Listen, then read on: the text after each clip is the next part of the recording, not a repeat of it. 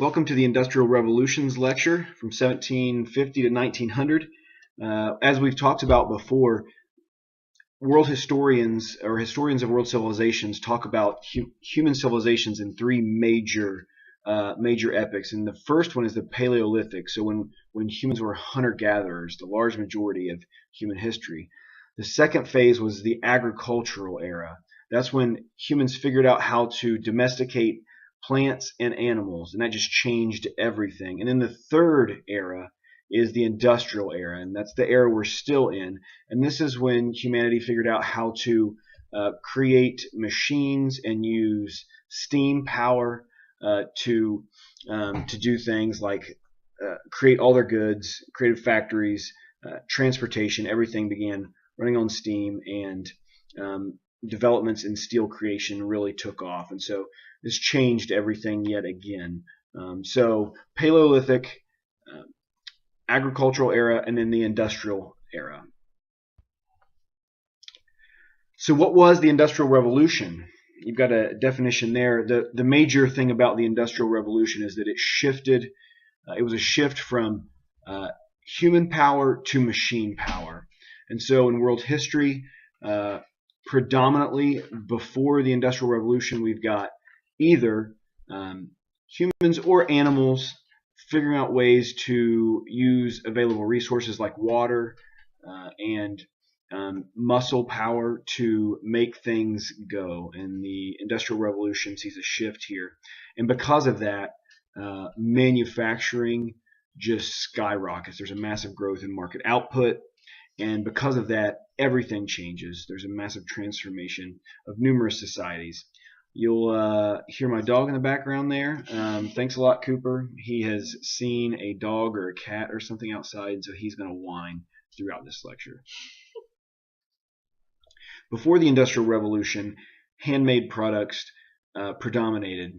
After the Industrial Revolution, machines made a lot of the products, and machines could produce enormous amounts of products in the same amount of time that one person could. So, we talked a little bit about the cotton gin and how one cotton gin, once Eli Whitney created it in the 1790s, one cotton gin could create 1,000 times the amount of finished cotton as one person could in 10 hours.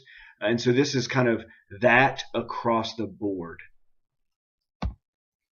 With this shift comes a change in living. So before the Industrial Revolution, the majority of people lived in rural areas, in communities.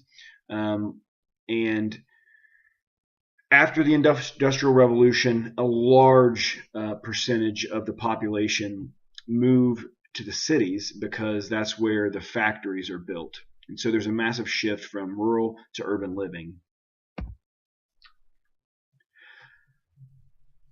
In conjunction with that, there is a shift in the work environment. And so the work environment, the general work environment before the Industrial Revolution was the farm or the home. After the Industrial Revolution, most people went to the cities to work in factories. So there are a number of ways we can talk about this shift to machines, but one of the ways I've already mentioned is a shift from muscle power, whether from human muscle or animal muscle, to water, and eventually from water to steam power. Just to give you an idea of how much this changed output, for instance, Britain's cotton industry used 52 million pounds of cotton in 1800. By 1850, they were using 588 million pounds. That's a 1,000% increase. This all happened with the shift to steam power. Originally, there was what was called the spinning jenny, Jenny, that was just a name for an engine early on. And so Englishman James Hargreaves invented the spinning jenny. And it was a machine that really allowed an individual to produce multiple spools of thread simultaneously. The spinning jenny was improved upon by British inventor Samuel Compton's spinning mule, as well as later machines. Then, of course, there was the power loom. This really mechanized the process of weaving cloth. It was developed by the 1780s by English inventor Edmund Cartwright. So all these things work together to make, especially in the ones we're talking about now, in the picture you see here, Arkwright's water frame. These are all figuring out ways to make thread, and then after you make the thread quickly, to put it together to make fabric. All these things are done by machines by the late 18th or in early 19th centuries in Britain.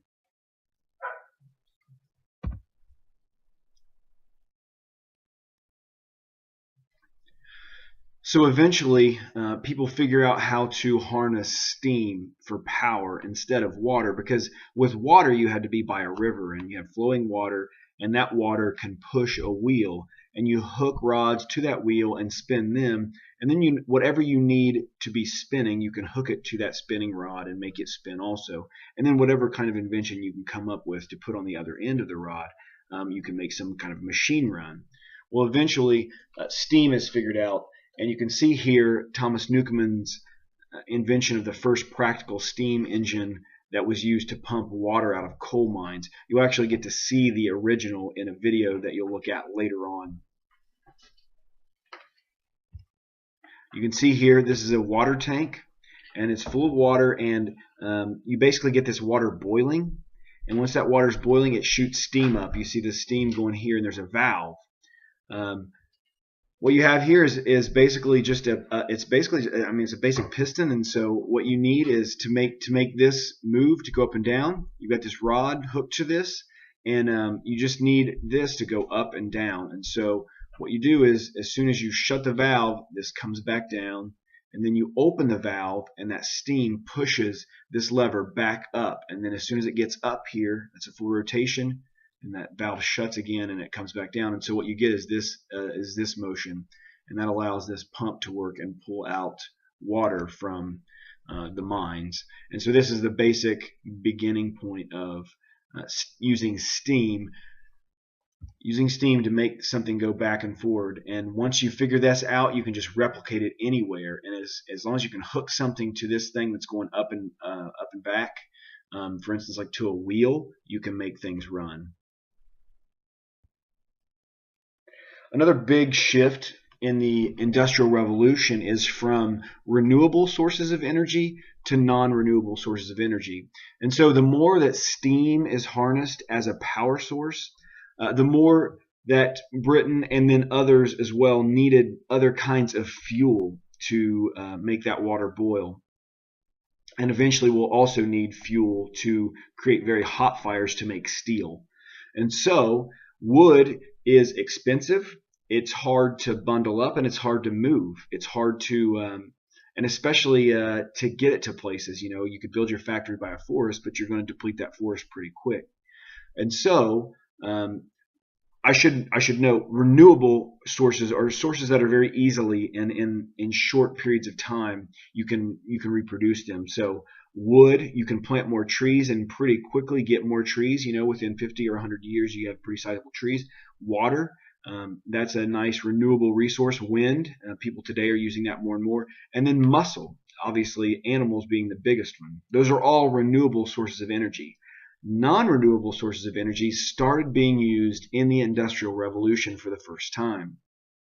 And so by non-renewable, what that means is that it's just not possible or practicable to actually make these sources again. These are non-renewable sources of energy are fossil fuels. You see they are coal, oil, and natural gas listed. Fossil fuels take a long time to be created. These are fuels that are created by long processes of change in the earth, and so you just can't make more of them. It will take a long time. So your generation, especially, this is one of the big questions of your generation, because in the next generation, your kids and your grandkids, these are big questions, because humanity on planet Earth started using these fossil fuels in the Industrial Revolution in the 18th century. And what these fossil fuels do is when you burn them, they put out a lot of carbon into the atmosphere. And because we keep increasing the amount of these fossil fuels that we burn, and when you burn them, they emit all this carbon.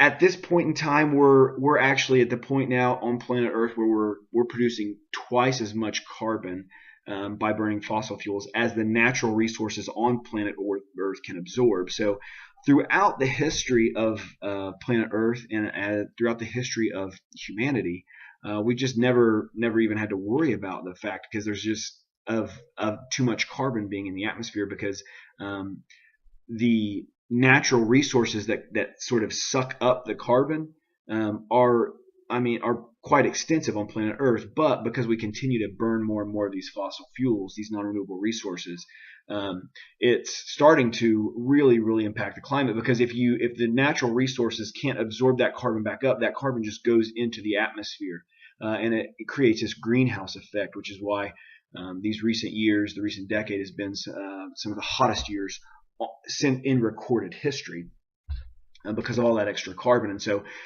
this is the challenge to all the nation states today. This is a challenge to companies. How are we going to figure this out? That's why you see all this real big move toward wind, and trying to figure out water, how to harness water for electricity. Because as you see on these numbers here, coal fuels about 41% of global electricity, and it's used in 70% of the world's steel production. So coal is burned to make things run, in order to create energy and make things run, and especially to make things hot, in order to melt steel. So this is a big deal. And as you can see, there are two big problems here. One is the problem I've just mentioned. We're burning so much of this stuff in modern industrial era that it's changing the makeup of planet Earth. And that's one problem that your generation and the generations after have to deal with. My generation too. The other problem is they're non-renewable, so we will run out. And you can see here from the worldcoal.org website these various reserves, and there are reserves on all three of these three of these non-renewable fossil fuels. All the continents have some reserves, but those reserves will indeed eventually run out. And so the race is on. A, we got to be careful about how much of this stuff we put out in the atmosphere, and B, they'll run out, and so we've got to start being creative as human society and figuring out new ways to get energy. So you can see here the basic way that electricity is made. I just mentioned that really high statistic for coal being essential for electricity, and this is why. You can see the coal here going in, being burnt, all right, and this produces all kinds of good steam that can make this turbine spin. And when you spin that, it does all kinds of really smart stuff in this generator and produces electricity. The basic idea, though, is you get something spinning with this in the steam power. And so coal is essential for that, because it burns hot, and it burns to produce all this steam. So that's very important.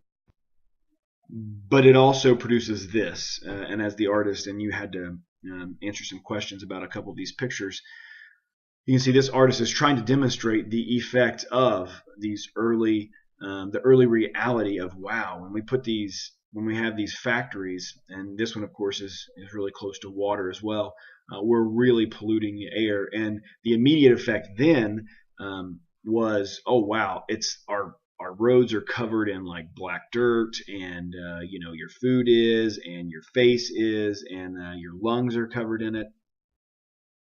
So this is a reality of moving from wood to coal, from renewable clean energy to non-renewable dirty energy. Iron technology and production were also very important as part of the Industrial Revolution. You can see here on this image, which is a bit more complex. I don't want to trick you too much, because there's just some basic things I want you to understand from this image. One is that iron comes from dirt. All Earth has iron in it. That's iron ore. All Earth on average is something like 5% iron, but in major places where it's concentrated, iron ore can be up to 70% of the Earth's crust. So whenever you whenever you are near one of those places with these massive concentration of iron ore, you can put this iron, as you see here, and get it really hot, and you can melt it down. And when you melt it down, you can separate it out from the dirt, and then from then on, then you start getting moving toward pure iron, and then you can start trying to separate the carbon, pull that stuff out of the iron, and the more you can pull out of it, you start getting steel, and then the more pure you can make it, the more you can add stuff to it and create all kinds of interesting metals like we have today. But it all basically starts with iron ore, melting it down, getting the earth out of it, and then trying to purify it. And you purify it in all these different ways you see on this chart. The basic idea, though, for the Industrial Revolution is, in order to really make these things take off, you've got to have iron ore and you got to have coal, at least somewhere, either somewhere close or a way to get it to your factory fairly easily. And as you can see from this image here, meant obviously to make the argument that these iron mills are not always nice to work in. You see people kind of beat down. It's dark and dingy. They're not like, oh, let's make sure all this is very well lit and make sure our floors are nice and clean. These are tough. Working conditions, and they're long hours, as you read a couple of accounts from people who were trying to figure out ways to get the government to step in and reduce the amount of hours that women and children were working. And of course, also with iron technology and production, which is, as you saw, still today, where it's 70% of steel creation requires coal. You also continue to pump a ton of carbon out into the atmosphere. Besides factories and creation of products, another place where the Industrial Revolution changed everything was in transportation. There's a massive shift from horse transportation and wind-driven boats to steam-powered boats and steam-powered railways. So steamboats, in the early 1800s, American Robert Fulton built the first commercially successful steamboat, and it was around the mid-19th century when steamships started carrying freight across the Atlantic. So, I mean, until the mid-19th century, the ships are still really relying on wind and currents to make that navigation across the Atlantic, taking a couple of months. And this reduces that trip by a month in some spots, really, already by the 19th century. And so once you can harness steam and make a rudder go, and you can take your ship no matter which way the wind's blowing and no matter which way you want to go, this is one of those ways where the Industrial Revolution really gives humanity power over creation, no longer reliant on creation. That does go to people's heads. Steam locomotive as well. You can see here one of the early ones in 1829. It was in the early 1800s that British engineer Richard Trevithick constructed the first railway steam locomotive, and it was 1830 when England produced the first railway that offered regular timetable passenger services. So, and you can see here on this image the steam engine here, right? I mean, this is just a big boiler with a smokestack, and these guys shoveling in coal, and they're harnessing the steam right here. And this is the bar they're driving, and that just goes back and forth. This thing fills with steam, and then the valve shuts off, and it goes back out, and then it fills with steam, and that's powering this rod right here, and it's just going back and forth. And you can see that they just hooked it to this wheel, and then that wheel is just steam spinning that wheel, and it gets more efficient. You can hook it to more wheels, smaller wheels. You get smaller turns, more power, and this is just the beginning of the transformation of transportation. And so the locomotive or the railroad, the railway, that becomes the symbol for a lot of people of the Industrial Revolution. And as you can see here from this chart, I mean, Great Britain is just, I mean, because the Industrial Revolution started in Great Britain, they were already ahead. But you can see in 1830 they had about 157 kilometers of railroad lines. In the next 20 years, they laid nearly 10,000 kilometers of railroad lines. And so these lines are connecting cities for public transportation, but they're also connecting factories to the resources those factories need. All of a sudden, transportation, I mean, you can go to places you never dreamed about going fairly quickly, and it's not long before these things are affordable. And so, like airplanes have done in recent history, people can go to places that they never even dreamed of going to. Middle class folks can travel the world if they're frugal. This is just out of the question before the Industrial Revolution. So, number two, when was the Industrial Revolution? Well, it starts really in Britain and spans from the 1750s to the 1850s. And you see a couple of pictures here. By 1851, England is in a place where they think, hey, let's have an enormous exhibition where we display all of our all the things that we've created. And so already by 1850, they have this massive exhibition, attracts about 6 million visitors to see just all the machines that people have made. Humanity has harnessed energy through steam and other ways at this point, and figured out how to make powerful steel in much smaller ways.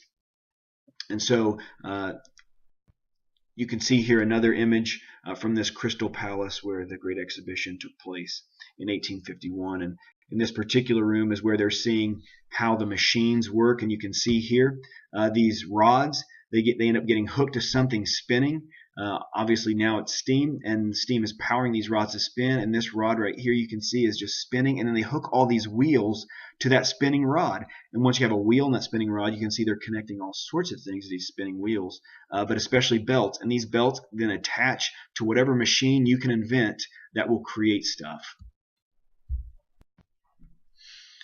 The Industrial Revolution takes off in the United States a bit later. You can see there 1820s really and following. And so in the next 100 years, from 1820s to World War I in 1914, the United States will go from just entering the Industrial Revolution. By 1914, the United States is the most productive of the industrial nations. You can see here on the map where coal mining is and was and still is in some places. They are predominantly in the east, but some in the Midwest you see there. And then also where silver and gold mining was as part of this massive explosion of the Industrial Revolution. That's predominantly in the West, and especially along in the Rockies there you see. And then you can also see the eye, especially I want you to look at there with the iron and steel mills. Those mills, you know, you can go and see those. Some of those continue to be operative, but others you can just see, oh wow, there's an industrial era. There's an industrialized era city that just kind of collapsed after the big boom. And so you just have lots of big empty buildings that are kind of depressing.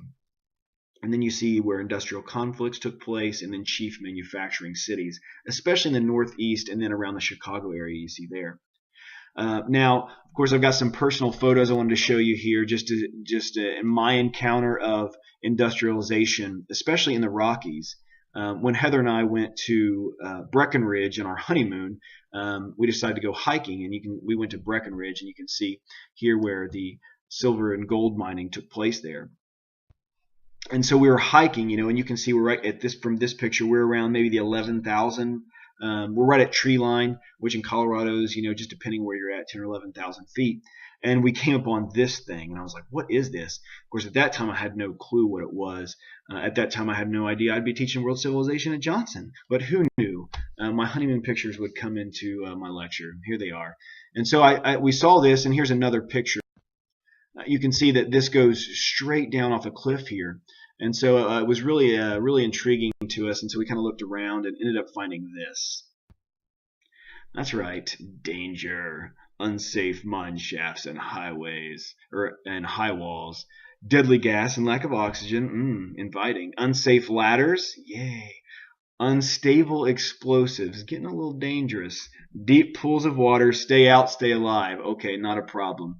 But if, for those of you who are from Colorado or who have gone to Colorado and done much hiking, you will eventually run into these mines out in Colorado, all along the very popular spots to hike, the major summits. And that's because these are left over from the era of silver and gold mining.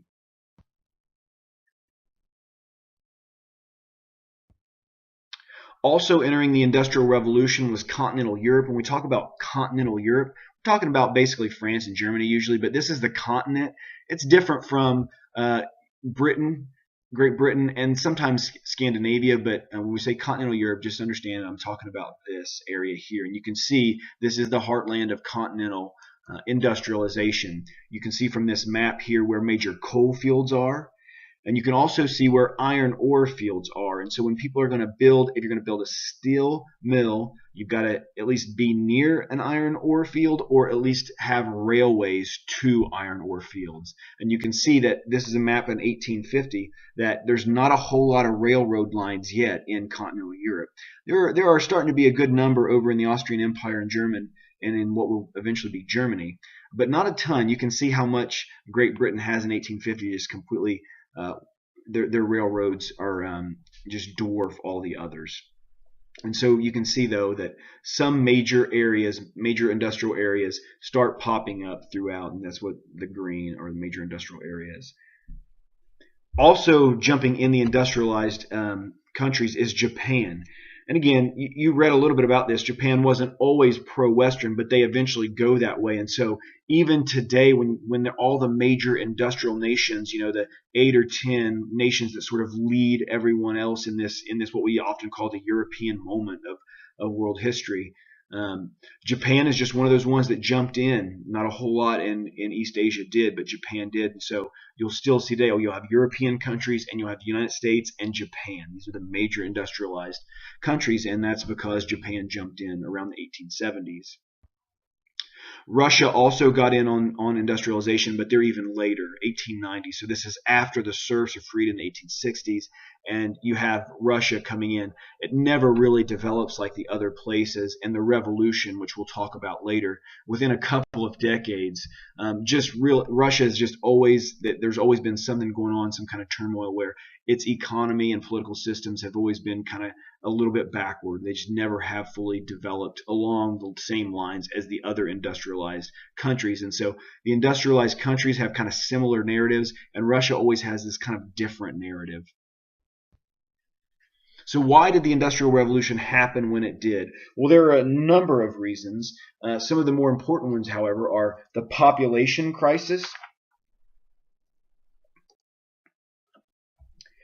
So in 1400, there were 375 million people on planet Earth. By the early 1800s, in a 400-year span, there were 1 billion. It's an enormous population increase. And with more people, need more goods, need more stuff. And there was also an energy crisis. So you need quicker, need easier, need cheaper ways for energy than wood. You'll see a little bit on a video that you'll watch later about some of the cons of wood. Had lots of pros. The biggest, obviously, now being renewable, but had lots of cons as well. Beyond the energy crisis and the population crisis that really drove people to be innovative, especially the competitive the new European nation states, the scientific revolution was also extremely important. The scientific revolution, the Industrial Revolution and their inventors were really still riding the wave of the scientific revolution. There was just in the air, there was a desire and a love and an appreciation for innovation and invention, all kinds of new gadgets to observe things, and that was just fostered in especially Britain, but in other European countries as well, that were just riding the wave of the scientific revolution. And also the political climate in Europe. These were competitive states. They wanted colonies for more resources, and so they're competing. And also political and economic classical liberalism. I'll talk a bit more about that toward the end of the lecture. But this new arising idea of the equality of people and economic liberalism, getting the state out of the hands of merchants. This really does drive competition, gets people wanting to create. When the government will say, we'll protect what you create, and we'll let you make money off of whatever you create. And so emerging free markets and capitalism and competition really do create and foster a society that is trying to invent stuff. So the big question then is, why did the Industrial Revolution happen in Britain first? And this is where I want you to go ahead and pause the video and go to the link that I gave you. And you also have a Word document as a listening guide. And all of those questions on the listening guide are game for the exam. So go ahead and watch that. The minutes are listed in the email, so watch the minutes there and you'll find the answers to the listening guide, and you'll learn a little bit more about why the Industrial Revolution happened in Britain first.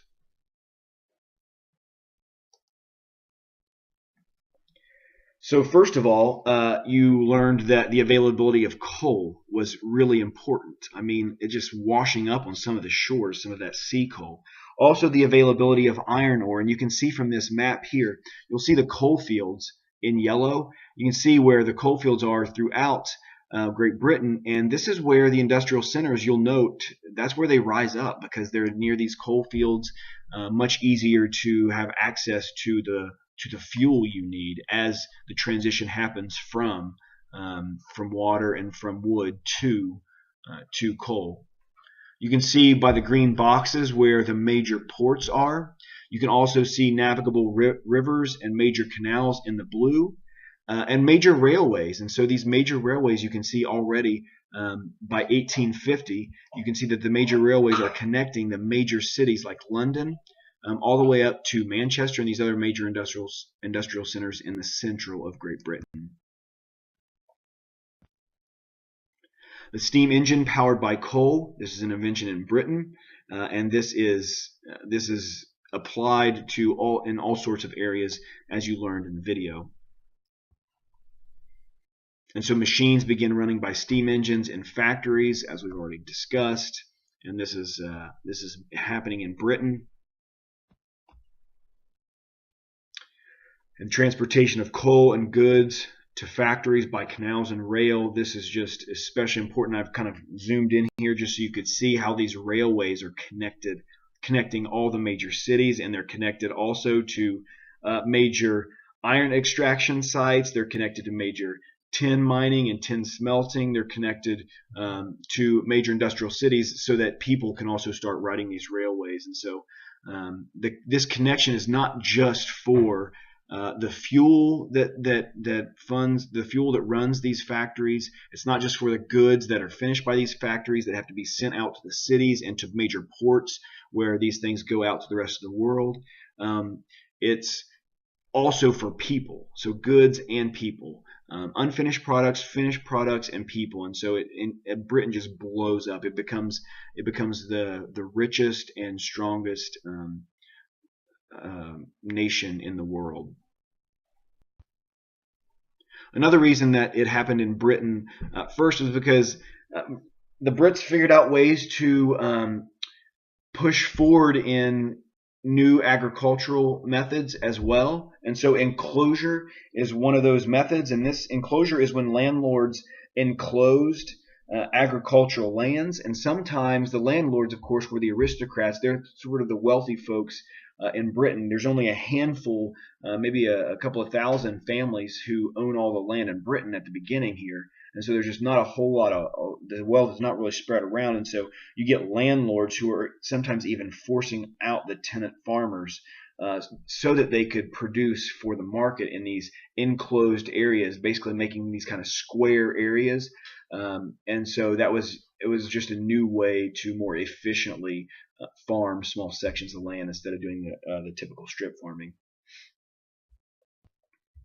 And then finally, in Britain, you see the development of political and economic classical liberalism. And so the chief figures for that, of course, are Adam Smith, who you've got pictured there, for economic liberalism, and then John Locke, the major figure for political liberalism. These things really drive a new energetic society, enlightenment, scientific revolution. All these things are really at the heart of this new kind of creativity. Let's make more money. Let's invent. And so in Britain you have all of these ideas. It's just kind of the perfect storm. So the final question: what were the effects or the consequences of the Industrial Revolution? So one of the big changes was increased output because of all the new machines and the new factories. For instance, in Britain, output increased from 1750 to 1900. So in this 150-year span, output increased by 50 times. However, with that, you have a number of developments. For one, you can see here urbanization.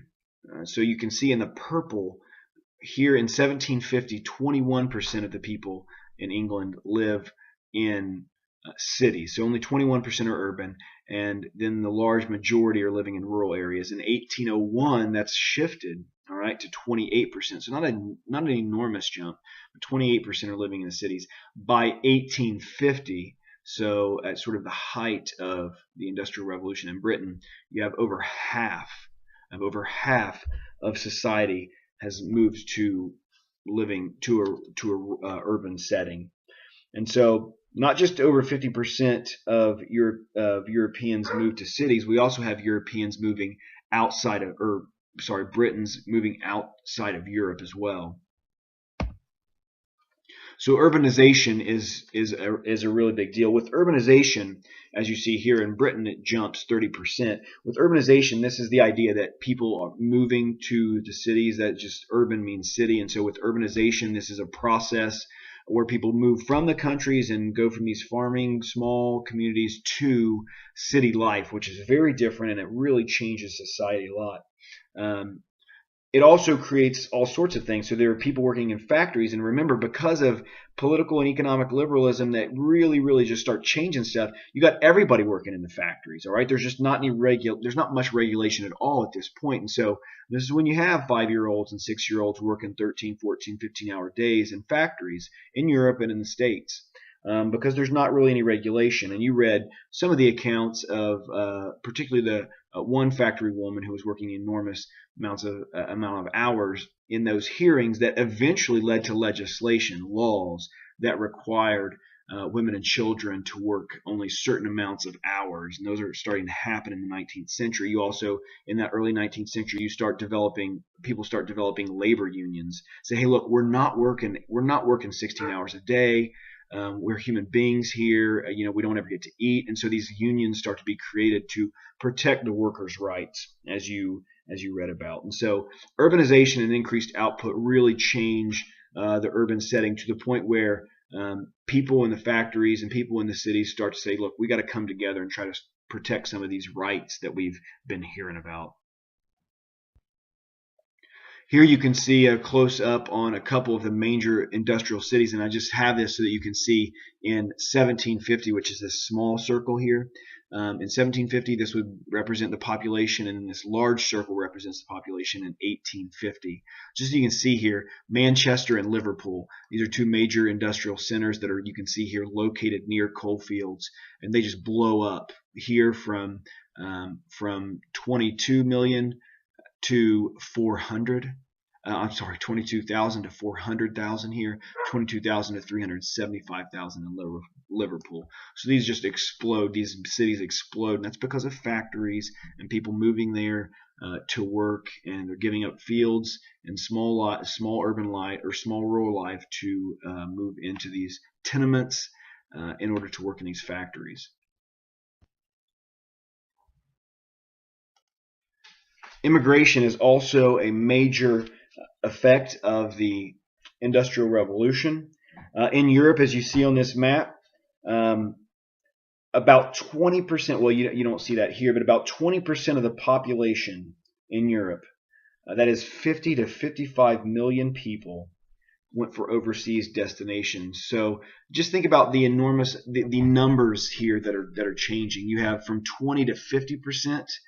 From 20% living in cities to 50%, so half the population in Britain at least living in cities. And then you also have so that's half, then you have a fifth of the population just leaving Europe. And you can see here that 32 million Europeans migrate to the United States. And so this creates in itself a major challenge in the United States, because a lot of those are Catholics. And so it's in this era when all these migrants from Europe come to the United States. This is when Catholicism becomes the largest Christian denomination in the United States, and it remains that way even today.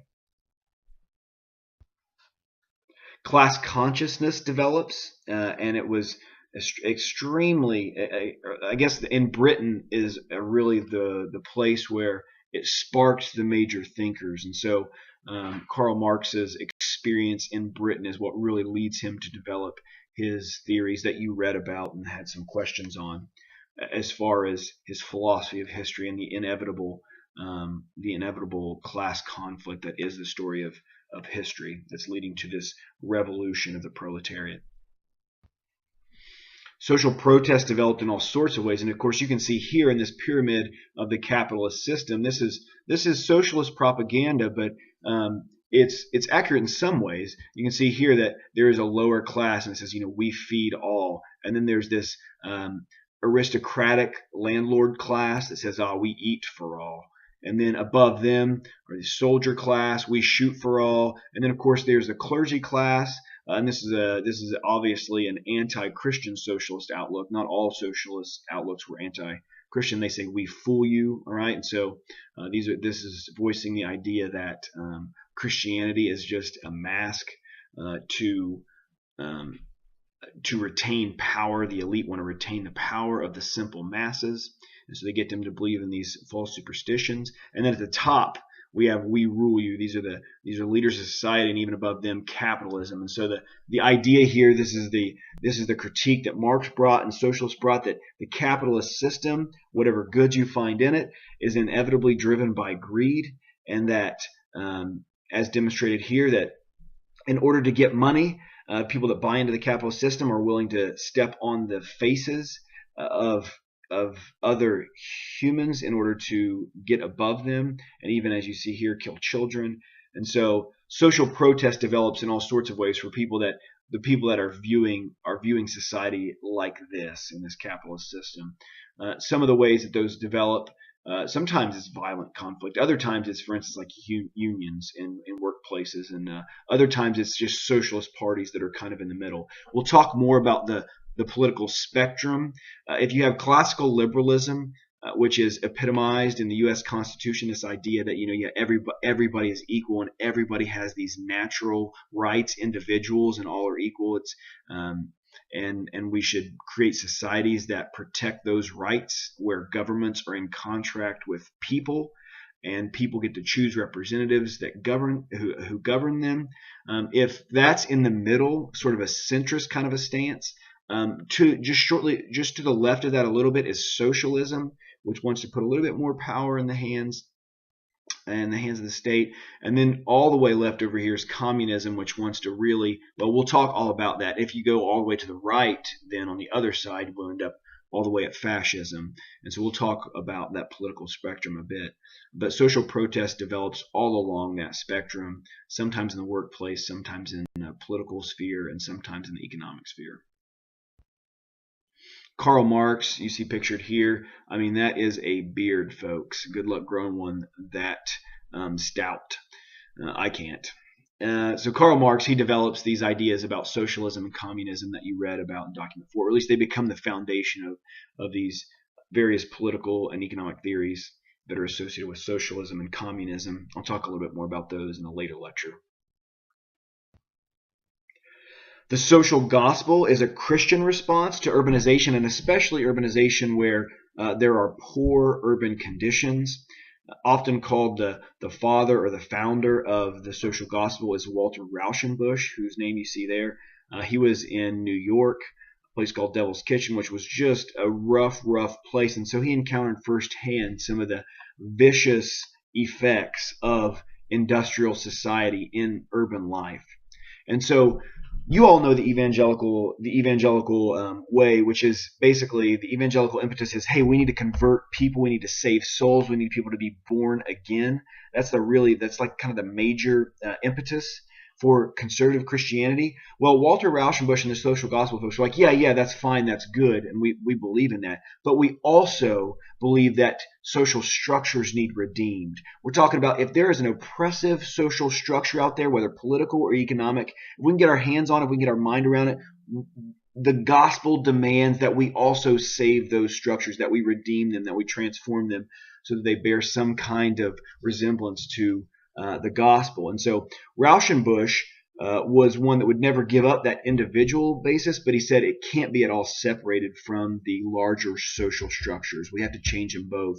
So some of you have worn around the WWJD bracelets. That comes from Charles Sheldon's book, In His Steps, which is responding to a lot of these same things that we're talking about. In some sense, it's one manifestation of the social gospel, sort of this response to rough urban conditions that are created especially because of industrialization and urbanization.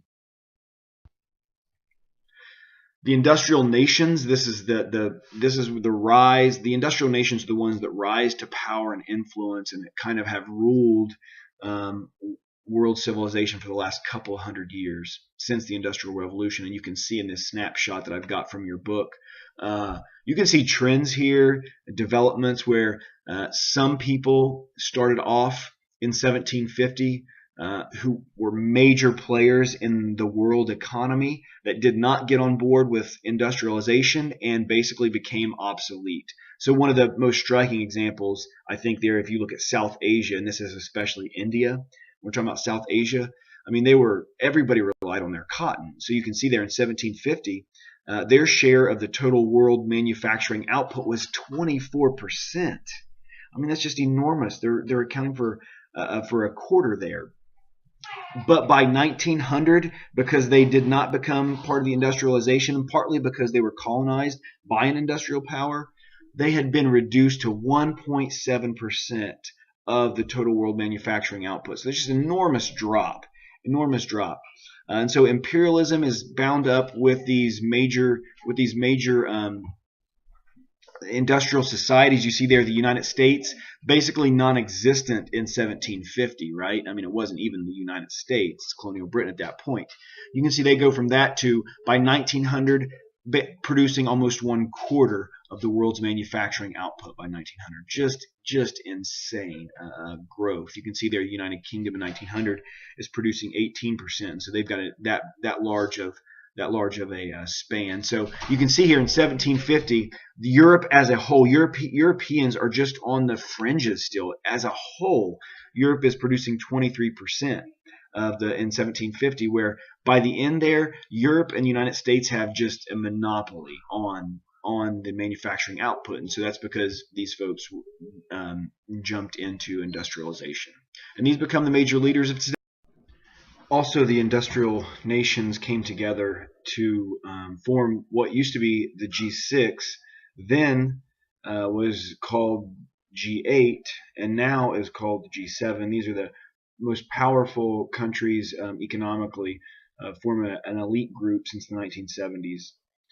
They get together at these yearly summits and discuss issues about the economy and climate change, their responsibilities, and things like that. Russia used to be in the G8, as you see there. The caption, Russia gained entry in 1998, but in 2014, after the rapid annexation of Crimea, which all the G8 leaders condemned, they threw Russia out. So now it's the G7. And that concludes the Industrial Revolutions, 1750 to 1900.